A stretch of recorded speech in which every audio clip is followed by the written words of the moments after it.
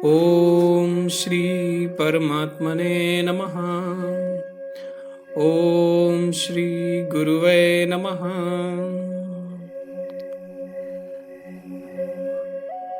योग वशिष्ठ निर्वाण प्रकरण। बगुले, जलकाक, मोर और चातक से संबंध रखने वाली अन्य युक्तियां। अब राजा के सहचर सहचरियों ने कहा, राजन देखिए, बगुला प्रायः गुणहीन होता है तो भी इसमें एक गुण अवश्य है। यह प्रावट प्रावट कहकर सदा वर्षा काल का स्मरण दिलाता। ओ बगुले, तालाब में बैठने पर तू अपनी सफेद पंखों से हंस सा ही जान पड़ता है, परंतु मेरी एक सलाह मान ले।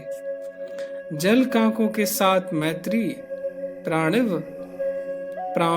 प्राणिवध की क्रूरता और कर्ण कटुवाणी, इन दोषों को त्याग कर तू स्पष्ट रूप से हंस बन जा।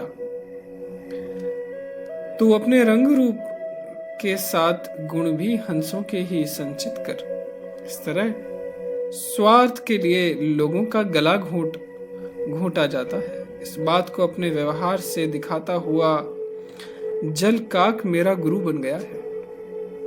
ऐसा कहकर दुष्ट लोग उसकी प्रशंसा करते हैं। गर्दन ऊंची किए और सुंदर सफेद पंख फैलाए बगुले को आकाश में उड़ता देख लोगों ने जाना कि यहाँ हंस ही आ गया।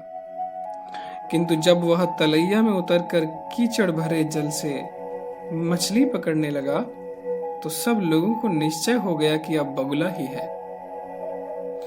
जो बहुत समय तक अपनी अत्यंत चपलता का परिचय दे चुके थे, वे ही बगुले जब मछलियों को पकड़ने के लिए तपस्या का ढोंग रचने लगे, तपस्वी की तरह ध्यान लगाकर बैठे, तब वहां इसी स्वभाव वाले धूर्तों को अंधकार की प्रतीक्षा में ध्यान लगाकर बैठा देख तट पर खड़ी हुई एक चतुर नारी को बड़ा विस्मय हुआ।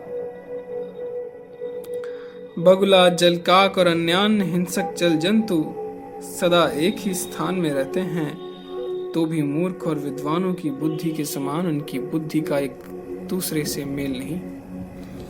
वह देखिए, खंजन की चोंच में पड़ा हुआ कीट किटकिटा रहा है। यह उसके पूर्व संचित पाप या दुर्भाग्य की पताका है जो ऊंचे स्थान में फहरा रही। मोर का हृदय ऊंचा और उदार होता है।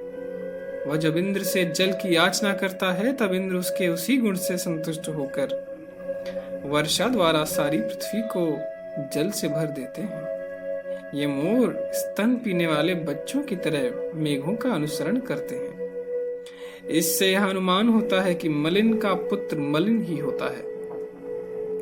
सत्पुरुषों के हृदय की भांति निर्मल महान सरोवर को छोड़कर मोर मेघ का थूका हुआ पानी क्यों पीता है?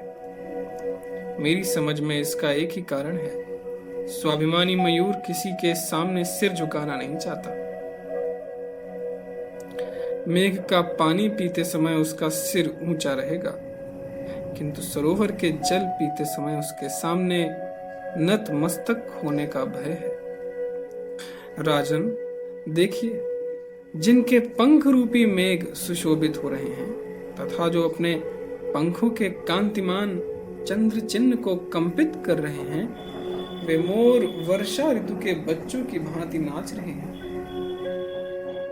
चकित चातक, तुम गर्म में वन प्रांत के भीतर सूखे वृक्ष के खोखले में रहने का जो आग्रह दिखा रहे हो, इससे तुम्हारा अत्यंत अभिमान सूचित हो रहा है। यह अभिमान दावानल में जल जाने की संभावना से दूषित है, अतः तुम्हारे लिए सुखद नहीं हो सकता। भैया, मेरी सलाह मानो तो कदली वन के निकटवर्ती शीतल हरित तिनकों को चरो, नहरों के पानी पियो और कदली वन में विश्राम करो। मेघ से बरसते हुए जल के सिवा दूसरे किसी जल को नहीं पीऊंगा, इस दुराग्रह को छोड़ दो। ओ मयूर, यह समुद्र की जल राशि से भरे हुए पेट वाला और आकाश में ऊपर उठने की इच्छा वाला जलधर मेघ नहीं, दावानल से जले हुए वन वृक्षों के खोखले के अग्रभाग से प्रकट होने वाली धूममाला का मंडल है, जो इस पर्वत से अभी अभी ऊपर को उठा है। ओम तत्सत, ओम तत्सत, ओम तत्सत।